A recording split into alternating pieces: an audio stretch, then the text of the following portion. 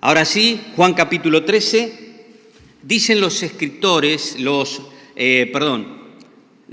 estudiosos de la palabra de Dios, que en el Evangelio de Juan, capítulos 13, capítulo 14, capítulo 15, capítulo 16, capítulo 17 inclusive, sucede todo en un mismo lugar y en un mismo tiempo, en el aposento alto. Ahí están los discursos tremendos que son teología, que son doctrina para la iglesia, y está la oración sacerdotal. Y aquí el Señor Jesucristo, estamos en la intimidad del aposento alto, un lugar alto, digamos como en un primer piso, y allí está reunido Jesús y sus discípulos. Me asombra, no vamos a hacer tiempo para sacarle todo el provecho desde capítulo 13, desde el 1 al 20, pero me asombra que varias veces el maestro dice, sé quién me va a entregar. Uno de ustedes me va a entregar. El que mete la mano en el plato me va a entregar. Pero aún así los amó hasta el fin. El amor incondicional del maestro. Dígame si no nos desafía este acto, sabiendo que alguien nos va a hacer mal.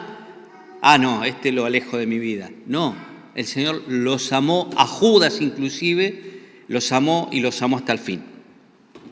Vamos a leer versículo 1. Antes de la fiesta de la Pascua, sabiendo Jesús que su hora había llegado para que pasase de este mundo al Padre, como había amado a los suyos que estaban en el mundo, los amó hasta el fin. Oramos nuevamente. Padre del cielo, que tu santa palabra, que la preciosa persona de Cristo Jesús, con sus profundas, simples y elocuentes, letales, por así decir, enseñanzas que destruían los conceptos humanos, sea la que nos dirija esta mañana. En nombre de Jesucristo el Señor. Amén.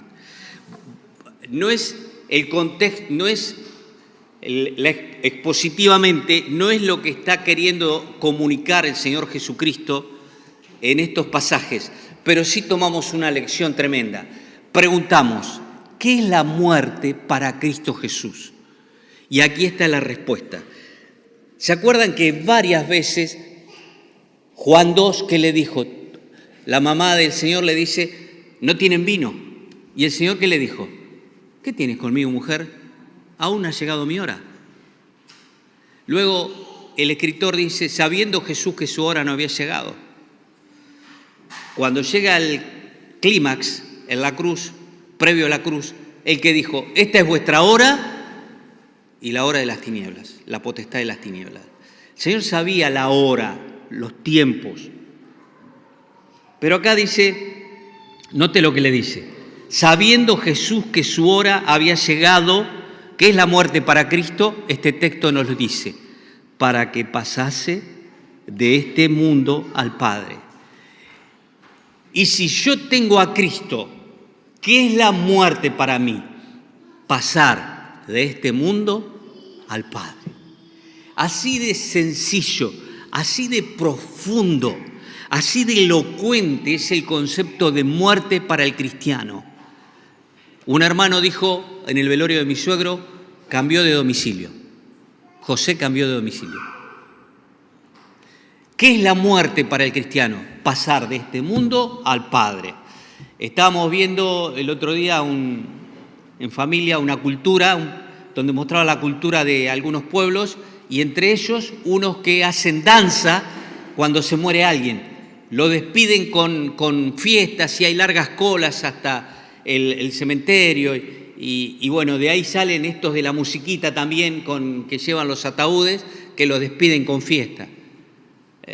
Porque creen que pasa un mundo mejor, pero si no tienen a Cristo, aunque haya música, orquesta y sinfonía y todo lo que quieran, sinfónica, chao.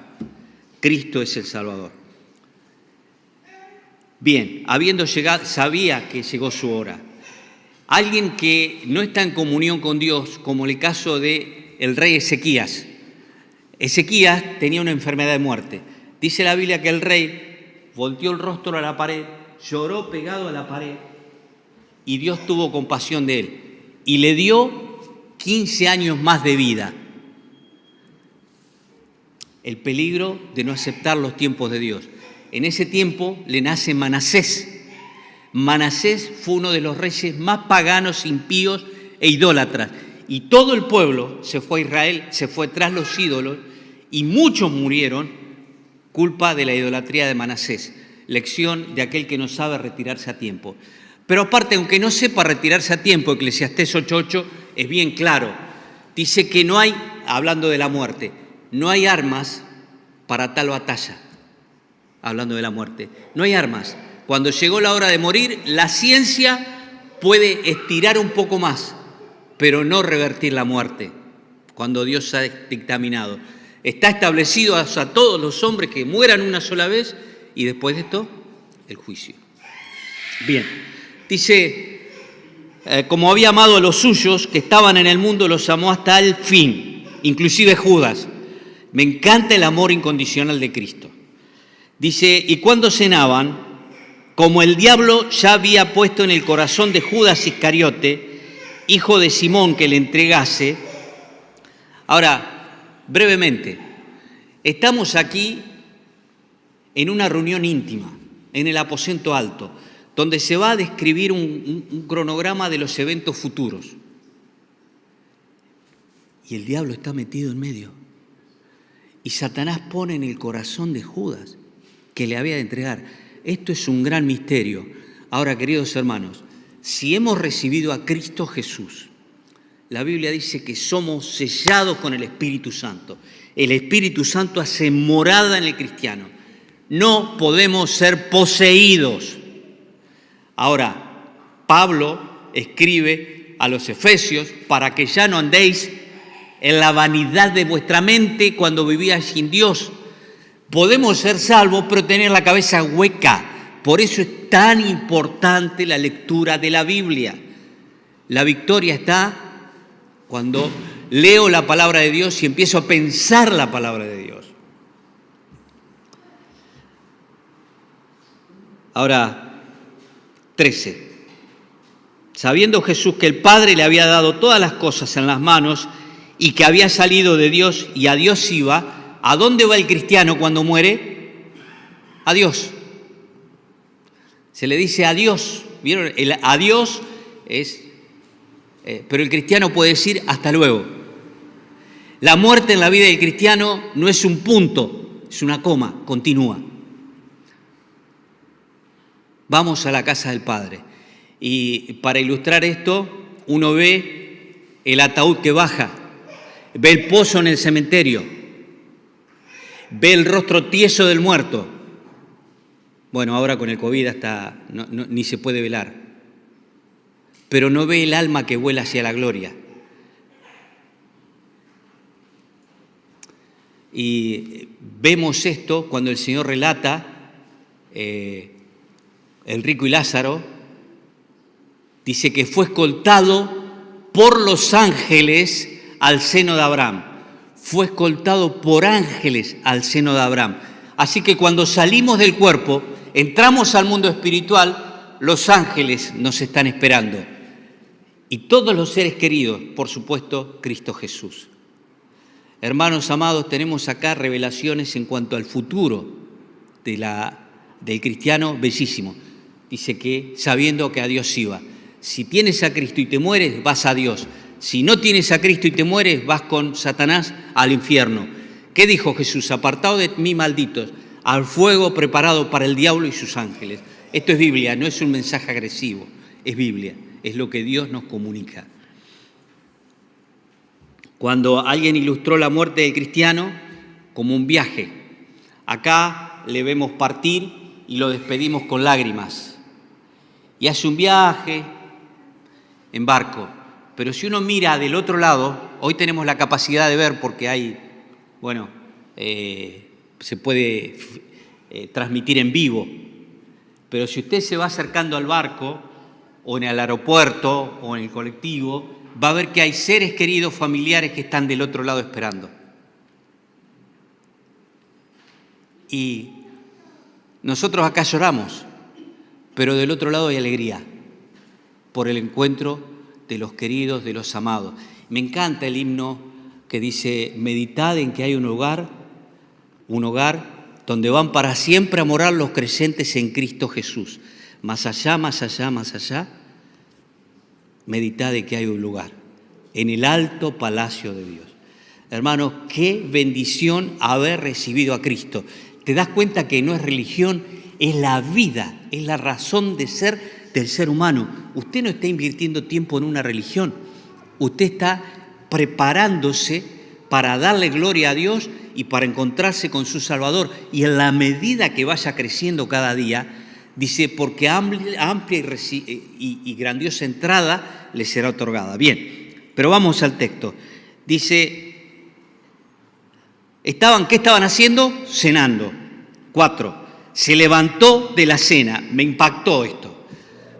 Un comentarista dice, ¿cómo respetamos los horarios de almuerzo, cena, desayuno? Pero el Señor, ni aún el tiempo personal, lo estimó como propio para servir a los demás. Y de veras, la entrega de Cristo, ¿no? Tremendo, ¿no? Estamos comiendo y que nos llaman y ¿saben quién me vino a la mente? El que más, bueno, Walter, que tiene un taller. ¿Qué pasa? Estás comiendo, te llaman, se me rompió el auto. Y hay que morir a uno. Porque vos querés reponer energía, este es mi tiempo, ahora.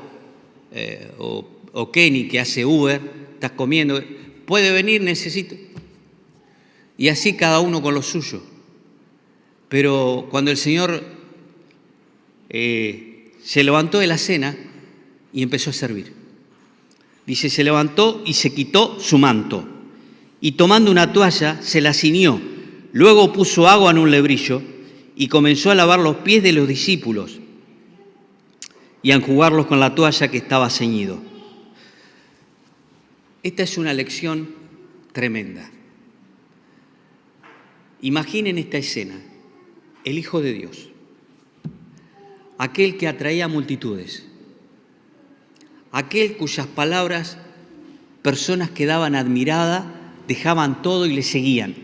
Aquella persona tan popular que ya era conocida en las aldeas vecinas y que muchos venían a él para seguir sus enseñanzas. En Mateo 11, ¿se acuerdan que hablamos de la entrada triunfal? La gente sacaba palmas de los árboles, ponía los mantos a los pies. Hosana al que viene en el nombre del Señor. Cristo era una persona relevante, famosa aquellos días. La palabra gloria quiere decir fama. Nosotros estamos para glorificar a Dios, para dar fama a Cristo, para darlo a conocer a través de nuestra vida, acciones y palabras. Ahora, todos los que estaban ahí estaban sentados con una persona reconocida, querida y odiada por el establishment, diríamos. Los religiosos, todos aquellos que manejaban el poder, Herodes y demás, no querían, porque decían que había solo un edicto real romano, que no había otro rey más que César. Entonces, Cristo, en ese aspecto, se levantó contra lo establecido y vino a hablar del reino del cielo. Ahora, se levantó de la cena, se quitó su manto y tomando una toalla se la ciñó, puso agua en un lebrillo y comenzó a lavar los pies de los discípulos y a enjugarlos con la toalla con que estaba ceñido. Quiero decirles algo muy importante, clarificador a la vez. El Señor le está diciendo un principio de hermenéutica, de interpretaciones, preguntar a quién lo está hablando.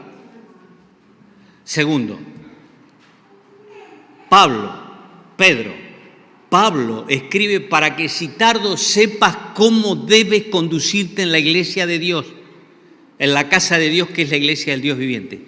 Pablo, el apóstol, menciona en alguna de sus cartas, lavaos los pies los unos a los otros. ¿Sí o no? No. Pedro lo menciona, que habla de la relación de los pastores, con los pastores, la iglesia. No se repite en la Biblia este acto como mandato. Se lo dice inmediatamente, en el contexto inmediato, a los discípulos. Y ninguno de los discípulos que habló inspirado por el Espíritu Santo Repitió esto como un mandato escrito, ¿correcto? Aparte, era la práctica de aquellos días. ¿Cómo sabemos que era la práctica? Simple, cuando usted va a capítulo 1, verso 27, Juan el Bautista dice, viene detrás de mí uno del cual no soy digno de encorvado desatarle la correa de su calzado. ¿Cuándo le desataban la correa del calzado? Cuando venía una visita a la casa, cuando había una persona importante, era algo cultural porque los pies se ensuciaban del camino y era una cuestión de aceptación, de bienvenida y de respeto y de reconocimiento a la persona que venía y se le lavaba los pies. Hoy para nosotros no es algo cultural, las culturas cambian. Escuchando hace varios años a un hermano misionero en un país de Oriente, él habló públicamente de las culturas. Dice, hermanos, las culturas nos resultan chocantes. Yo veo que ustedes aquí se suenan la nariz, envuelven en un trapo, porque no había servilletita descartable hace 20 y pico de años, envuelven en un trapo lo que se suenan y lo guardan en el bolsillo. Perdón, pero así lo dijo. Y es verdad. Y eso para nosotros es asqueroso, porque nosotros nos damos vuelta donde estamos y sonamos. Es algo de Oriente, es así. Y la cultura era lavarse los pies. Un principio de hermenéutica. Hermenéutica es el acto, el hecho, la acción de interpretar textos. Y la doctrina y la hermenéutica nos enseña que una acción, si no es repetida, no es doctrina. Repito, una acción, si no es repetida, no es doctrina. Por ejemplo, hoy el sentido común nos dice, de los libros de la antigüedad, apedreada la adúltera, se decía. ¿Se acuerda? Hoy no agarramos a piedra, porque ha crecido las normas éticas en la sociedad.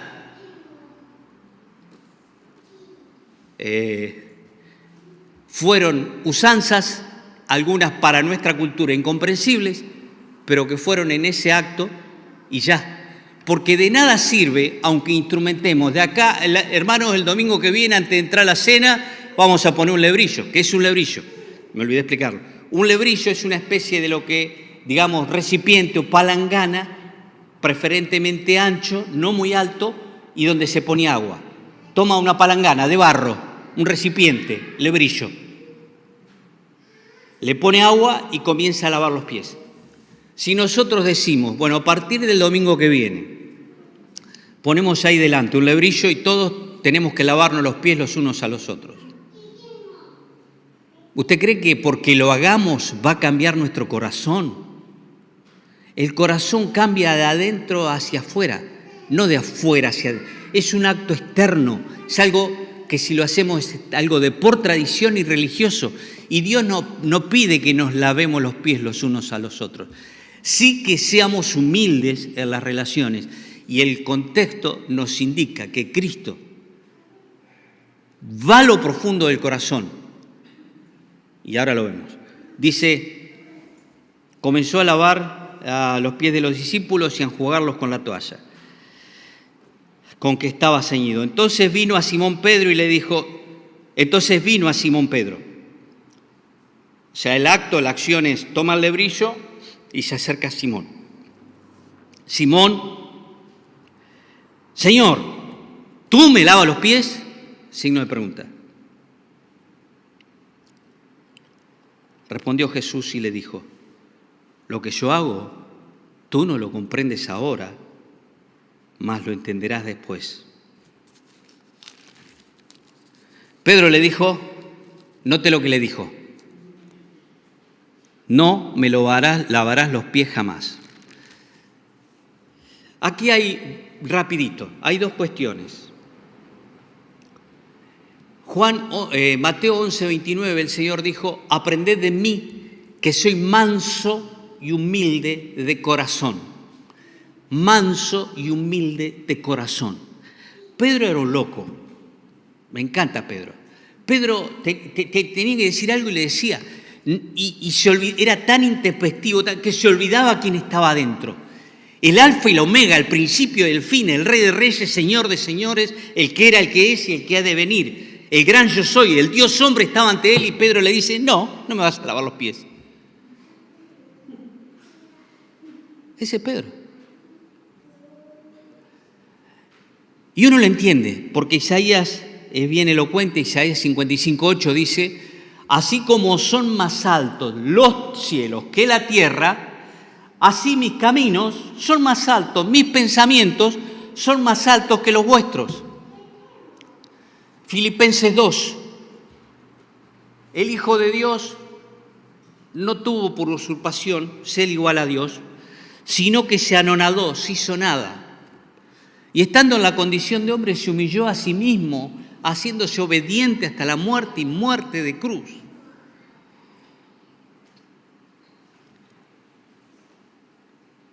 El Señor le dice, tú no lo comprendes, lo comprenderás después. Hay cosas que suceden en nuestra vida que no lo comprendemos inmediatamente. ¿Por qué? Porque nuestro pensamiento es chiquito, es pequeño. Mire, la vida del cristiano es por fe.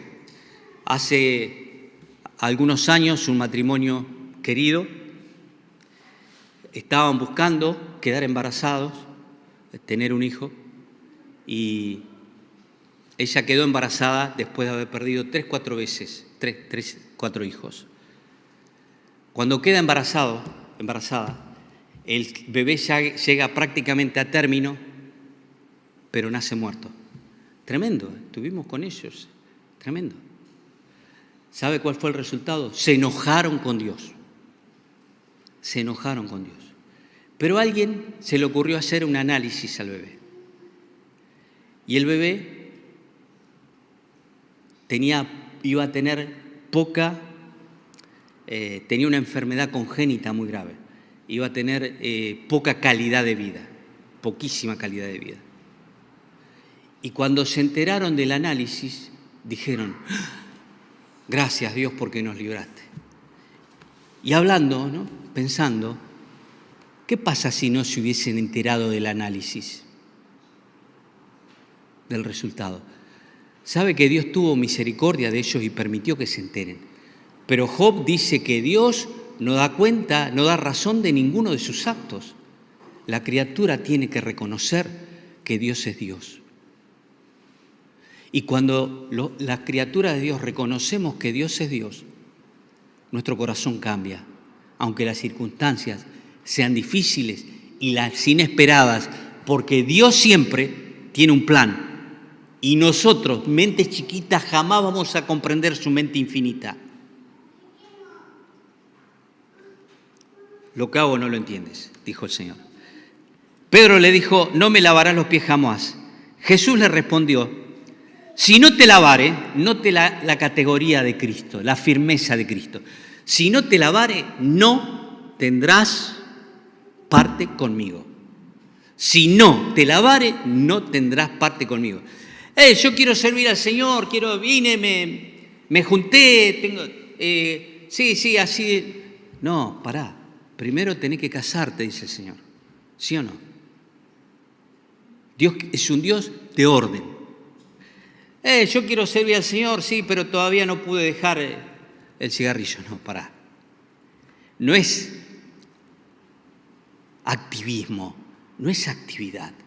El otro día hablamos con alguien, no es el hecho de ofrecerle, acuérdense en la antigüedad los sacerdotes que pedían, un corderito, si era tuerto, no lo agarraba. Si era manco, no lo agarraba. Si tenía los testículos magullados, tampoco. O sea, Dios quiere un servicio acorde a la vida. ¿Y qué dice acá? Si no te lavare, no tendrás parte conmigo. Hermanos, debemos estar limpios. No estamos hablando de perfección. Limpio. Mateo 5:23. Si traes tu ofrenda ante el altar y te acuerdas que tu hermano tiene algo contra ti, que dice, deja primero tu ofrenda, ve, reconcíliate con tu hermano. Y después sí. O sea, los hombres podemos no ver las peleas internas, pero Dios sí la ve, y no se engañen, Dios no recibe un servicio así. ¿Qué dijo acá Cristo? Si no te lavares no tendrás parte conmigo. Y Pedro redice. Le dijo Simón Pedro, Señor, no solo mis no solo mis pies, sino también las manos y la cabeza. ¿Cómo somos pendulares? Nos vamos de un lado al otro. O sea, Señor, no me laves. Ahora el Señor le dice, si no te lavare, bueno, está bien, la mano, la cabeza, lávame todo. No son tus conceptos para servirme, Pedro. Es como yo establecí que me sirvas. Jesús le dijo, el que está lavado no necesita sino lavarse los pies, pues está todo limpio, y vosotros limpios estáis, aunque no todos. ¿Quién es el no todos? Judas. ¿Se dieron cuenta que a ningún nene se le pone Judas? Mira, ¿te imaginás Judas Fiorito, el próximo hijo de los Fiorito? No, ¿verdad que no concebimos? ¿Por qué? Porque el nombre nos habla de traición, nos habla de perdición, nos habla de instrumento del diablo. Y ninguno le pone ni Lucifer, ni Judas, ni... Claro que no. Dice, y vosotros estáis limpios, aunque no todos. Porque sabía a quién le iba a entregar. Por eso dijo, no estáis limpios todos. Así que después que les hubo lavado los pies, tomó su manto, volvió a la mesa y les dijo, ¿sabéis lo que os he hecho? O sea, el maestro se toma el tiempo, agarra el lebrillo, le lava los pies uno a uno, pies callosos, duros. El maestro toca los pies. Yo admiro los podólogos, los que cortan las uñas de los pies, sacan los callos y están con una dedicación, es asombroso. Bueno, ellos lo hacen por vocación y por dinero, pero creo que hay profesiones que uno no elegiría, ser dentista, ser odontólogo. Gracias a Dios por los odontólogos, por los podólogos, ¿no es cierto? Hay trabajos que gente no lo haría y hay otros que gracias a Dios lo hacen. Y acá el Señor le pregunta, bien clarito, ¿sabéis lo que os he hecho? Pregunta para nosotros, ¿sabemos lo que hacemos Jesús, lo que hace Jesús cuando no entendemos? Tenemos que entender que cuando no entendemos, Él sí entiende. Y cuando pasamos por una circunstancia que no comprendemos, debemos recordar cómo es Dios. Así como los chicos, en una ocasión me pidieron que le dé una lección a los niños. Y no es muy fuerte los niños, pero bueno, hasta parecen personas los niños. Y agarré, el Espíritu trajo a mi mente la siguiente pregunta, ¿cómo es Dios? Y nunca me olvidé de esa lección, porque el Señor hablaba de tal manera que todos comprendían. ¿Cómo es Dios? Dios es luz, o sea, no tengo que hacer nada en la oscuridad. ¿Cómo es Dios? Dios es amor, no tengo que pelear con los demás. ¿Cómo es Dios? Dios es justo, no debo hacer nada incorrecto. Dios es amor, Dios es santo, Dios es verdad, no debo mentir. Verdades tan básicas, pero que redireccionan la vida. Y cuando usted y yo no entendemos lo que sucede, tenemos que responder a esta pregunta, ¿cómo es Dios? Dios es amor. Un hermano escribió así, si hubiese un lugar mejor para tu vida, el Dios de amor te tendría en ese lugar. Repito, si hubiese un lugar mejor para tu vida, el Dios de amor te tendría en ese lugar. Repito, si hubiese un lugar mejor para tu vida, el Dios de amor te tendría en ese lugar. ¿Por qué pasamos cosas que no comprendemos? Porque Dios es Dios y nosotros debemos acercarnos a Él. Bien, así que después que les hubo lavado los pies, tomó su manto, volvió a la mesa y les dijo, ¿sabéis lo que os he hecho? Vosotros me llamáis Maestro y Señor y decís bien, porque lo soy. O sea, el claro concepto de sí. El Señor era y es y será el Maestro, Rabí. Pues si yo, el Señor y Maestro, he lavado vuestros pies, vosotros, ¿a quién le está hablando? A los 11. Vosotros también debéis lavar los pies los unos a los otros. Y los otros que fueron los que escribieron la palabra de Dios que fue inspirada, no dijeron a la iglesia que debe lavarse los pies. ¿Correcto? ¿Queda claro, Bien. Porque ejemplo os he dado para que como yo os he hecho, vosotros también hagáis. De cierto os digo, el siervo no es mayor que su señor, ni el enviado es mayor que el que le envió. Si sabéis estas cosas, bienaventurados seréis si las hicieren. No hablo de todos vosotros. Yo sé a quién es elegido, para que se cumpla la Escritura. El que come pan conmigo levantó contra mí su calcañar. Es bien clarito. Alguno puede haber pensado, de los que estaban en aquel lugar, el Señor se equivocó al elegir a Judas. Pero Lucas 6:12 dice algo tremendo. Dice que habiendo pasado la noche orando, eligió a 12. Habiendo pasado la noche orando, eligió a 12. Algunos pueden decir, el Señor se equivocó en haber elegido a estos. Pero el Señor ve el producto final. El Señor ve el corazón. El Señor ve gracia. La carne, ¿qué hace? Expulsa. Pero el Espíritu, ¿qué hace? Encausa. La palabra cambia vidas. Y Cristo vio gracia.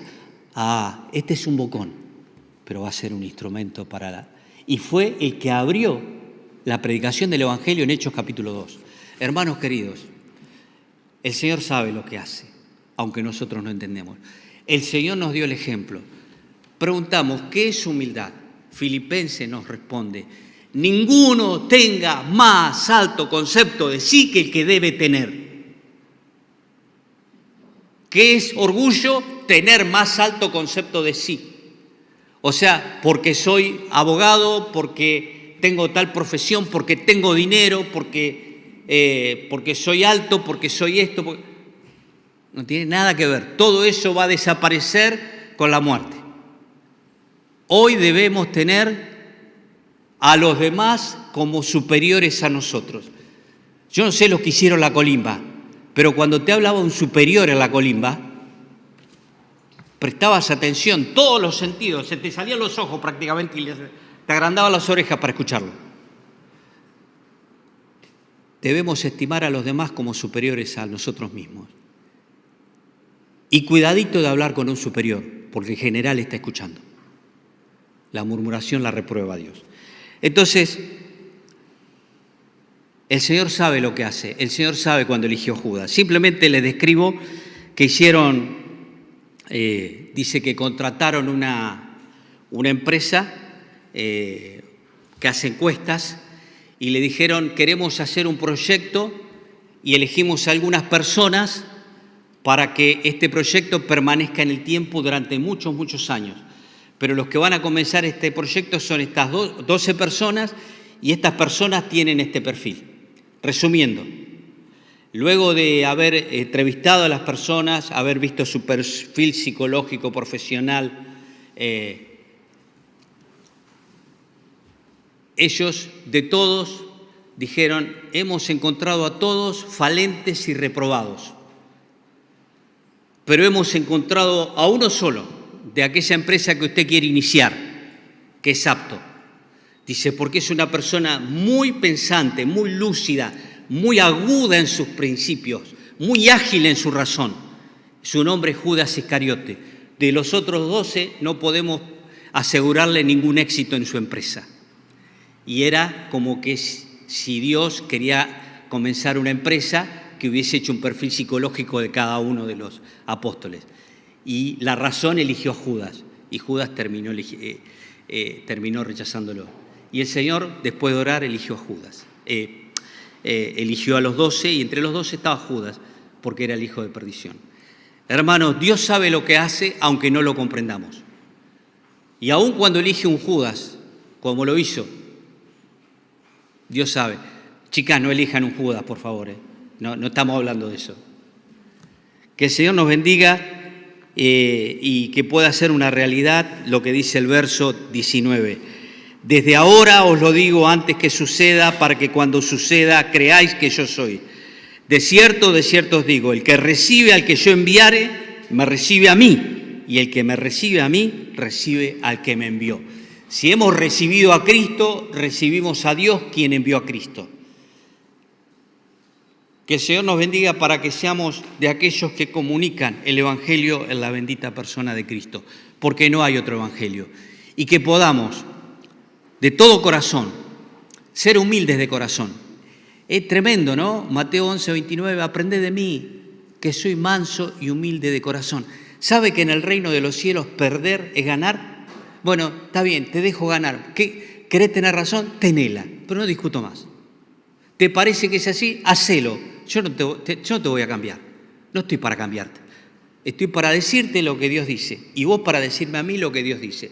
Pero no estamos para cambiarnos unos a otros. Estamos para sembrarnos la palabra de Dios y mostrar con un ejemplo. Porque si queremos cambiar al otro, eso es legalismo. ¿Y Cristo qué dijo? Porque ejemplo os he dado. El ejemplo habla más fuerte que cualquier sermón exegético.